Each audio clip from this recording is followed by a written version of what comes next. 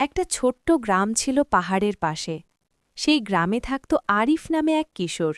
সে খুব সাধারণ ছেলে, কিন্তু তার স্বপ্ন ছিল আকাশ ছোঁয়ার।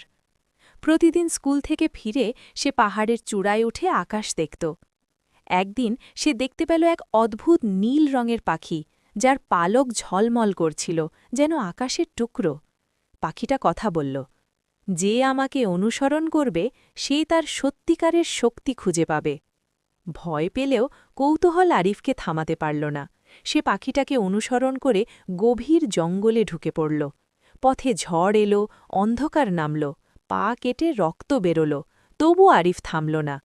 হঠাৎ তারা পৌঁছাল এক পুরনো আয়নার সামনে। পাখিটা বলল, এটাই তোমার পরীক্ষা, আয়নায় তাকাও। আরিফ তাকিয়ে দেখল, কোনো জাদু নয়, কোনো শক্তি নয়, শুধু সে নিজেই দাঁড়িয়ে আছে, ক্লান্ত, আহত, কিন্তু চোখে দৃঢ়তা। পাখিটা হেসে বলল, এই দৃঢ়তাই তোমার আসল শক্তি, সাহস থাকলে তুমি সব পারো। বলেই পাখিটা আকাশে মিলিয়ে গেল। সেদিন আরিফ বুঝল, স্বপ্ন